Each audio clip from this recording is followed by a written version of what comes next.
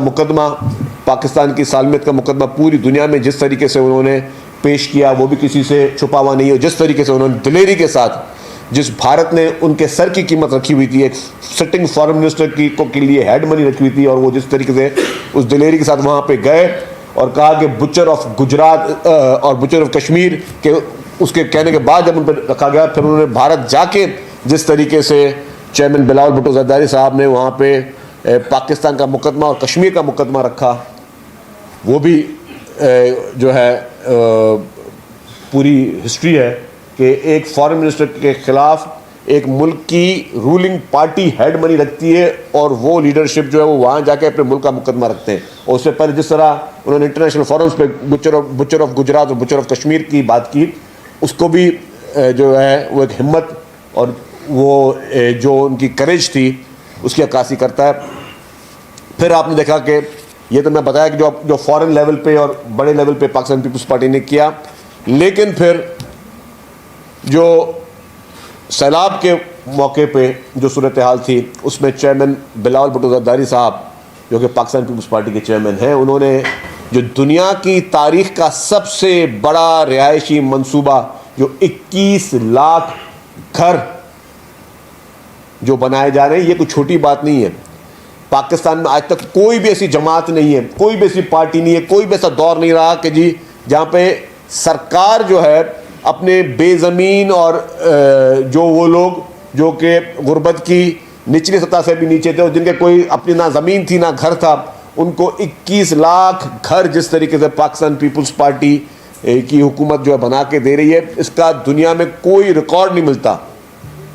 पूरे दुनिया में आप आज गूगल कर लें, आज चैट जीपीटी कर लें, कोई और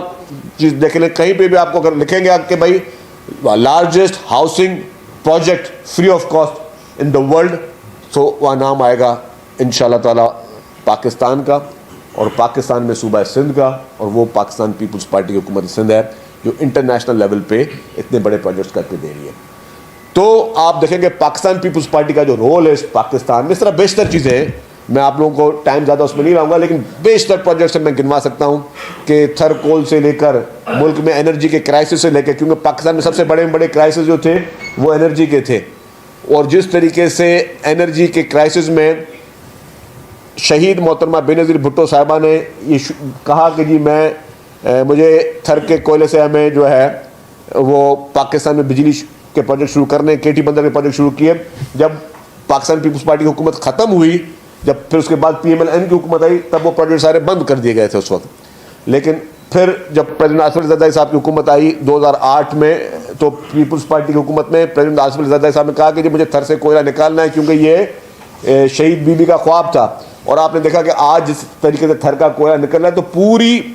पूरे पाकिस्तान के इस वक्त मुआशी माहिरीन, पूरे पाकिस्तान के एनर्जी के एक्सपर्ट इस वक्त ये इस चीज़ पे को मान रहे हैं कि अगर पाकिस्तान में कोई सस्ती बिजली पैदा हो सकती है तो वो कोयले से हो सकती है, तो वो भी थर पार्कर के कोयले से। वैसे आप अपना कोयला इंपोर्ट करते हैं। इसी तरीके से एग्रीकल्चर सेक्टर में हर साल जिस तरीके से पाकिस्तान पीपल्स पार्टी फोकस कर रही है,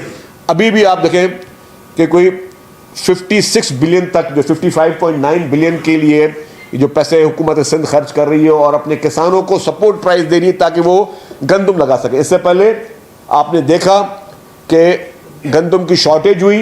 लास्ट ईयर आपने कोई सपोर्ट नहीं दी और आपको इंपोर्ट करनी पड़ी। जब इंपोर्ट कर रहे हो तो आप गैर मुल्की किसानों को सब्सिडी देने के लिए तैयार हैं। गैर मुल्की जो किसान हैं, जिन मुल्कों से आप खरीद रहे हैं गंदम, वहाँ के उनको आप सपोर्ट प्राइस देने के लिए तैयार हैं। अपने मुल्क के किसानों को और जो है फार्मर्स को आप सपोर्ट करने के लिए तैयार नहीं है। ये कौन सी लॉजिक थी, ये कौन सा फॉर्मूला था, ये कौन सी अकल थी? तो वही जो मैंने कहा कि चेयरमैन पाकिस्तान पीपल्स पार्टी बिलावल भुट्टो जरदारी साहब, उनका वो विजन है कि वो अपने मुल्क के उन किसानों को, अपने मुल्क के उन मजदूरों को, अपने मुल्क के उन गरीब आवाम के लिए वो सारी उनके जितने भी उनके प्रोजेक्ट्स हैं उन गरीब लोगों के लिए ही हैं। और मैं कह रहा हूँ कि जी पीपल्स पार्टी इस मुल्क की वाहिद पार्टी है जिसने जमहूरियत के लिए, डेमोक्रेसी के लिए हमेशा कुर्बानी भी दी और जान के नजराने में दिए। पाकिस्तान में किसी एक जमात का कोई नाम ले दे जिसकी पूरी लीडरशिप, पूरे ख़ानदान को शहीद कर दिया गया हो, कोई एक पार्टी का नाम ले दे मुझे आप। हमेशा मुख्तलिफ पार्टियाँ आई हैं, मुख्तलिफ तरीक़ों से आई हैं, लेकिन जान का नजराना, कैदोबंद की सोबतें, फांसी, कोड़े, जो पाकिस्तान पीपल्स पार्टी ने जिस तरीके से सहे हैं, जिस तरीके से पाकिस्तान पीपल्स पार्टी ने हर मुश्किल वक्त में पाकिस्तान के लिए खड़े होकर, पाकिस्तान में जमहूरियत के लिए खड़े होकर जिस तरह कुर्बानी दी है, इस तरह की कुर्बानी मिसाल कहीं और नहीं मिलती। जब मोहतरमा बेनज़ीर भुट्टो साहिबा को शहीद किया गया 27 दिसंबर को, तो उस वक्त जो हालात थे और उस हालात में जिस तरीके से उस वक्त आसिफ अली जरदारी साहब उस वक्त सदर नहीं थे, लेकिन उन्होंने उस वक्त गड़ी खुदा बख्श में जिस तरीके से पाकिस्तान खप्पे का नारा लगाया, आज वो सिर्फ एक बात लगती है, लेकिन उस वक्त जो सेंसिटिविटी थी उसमें पाकिस्तान खप्पे का नारा लगाना और उस पर जिस तरीके से वहाँ पे जो आग लगाना लोग चाह रहे थे, उनको खामोश करवाना, ये बहुत बड़ा कमाल था उनका। और मैं समझता हूँ कि यही एक आपकी पैट्रियाटिज़म की एक सोच है जो पाकिस्तान पीपल्स पार्टी के कितने भी उन्होंने जो है वो जुल्म सहे, कितनी भी उन्होंने तकलीफ़ें सही, कितनी भी सोबतें सही, लेकिन कभी भी किसी वक्त ना ही पाकिस्तान पे कोई आँच आने दी, पाकिस्तान के खिलाफ किसी साजिश में शामिल हुए, और ना ही कभी जो है किसी इदारे को जो है उसके खिलाफ कोई साजिश की। बाकी जमातें सबका आपको नज़र आ जाएंगी कि जब भी कभी जो इक़्तिदार में होते हैं तो उनकी टोन अलग होती है, जो जमातें इक़्तिदार में नहीं होती हैं तो उनकी टोन अलग होती है, इक़्तिदार में होती है तो उनकी सोच और गुफ्तगू अलग होती है, इक़्तिदार में नहीं होती तो उनकी सोच और गुफ्तगू अलग होती है। लेकिन पाकिस्तान पीपल्स पार्टी चाहे इक़्तिदार में है या इक़्तिदार में नहीं है, उसके बावजूद हमेशा पाकिस्तान पीपल्स पार्टी ने अगर बात की है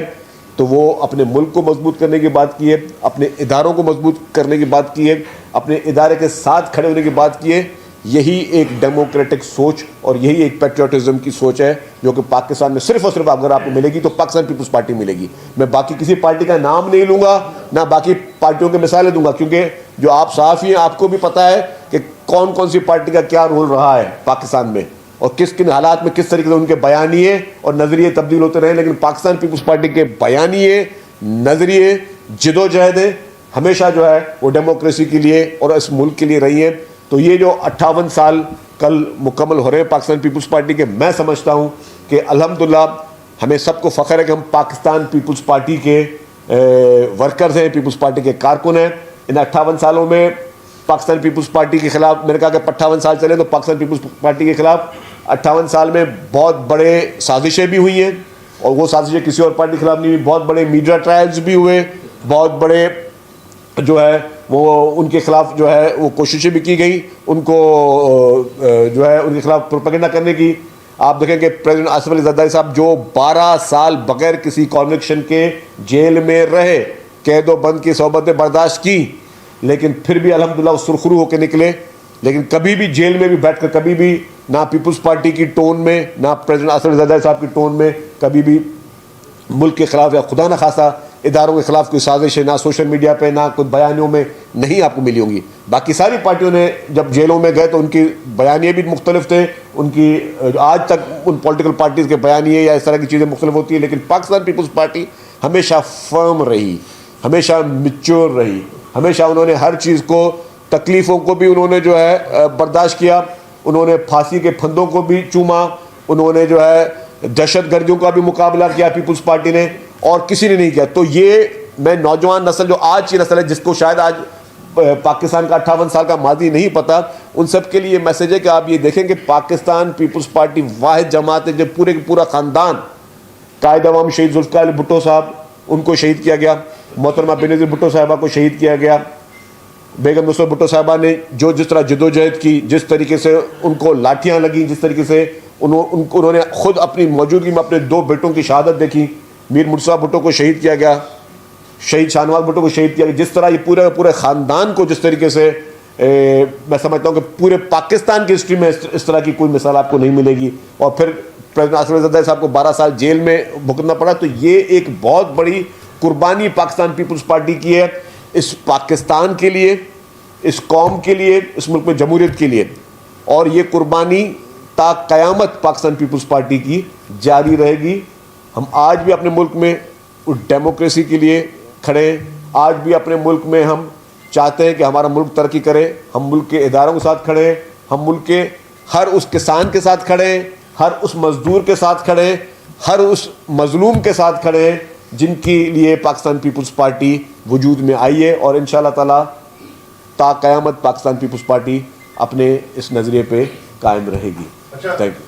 शर्जील साहब, मेरे दो सवाल हैं।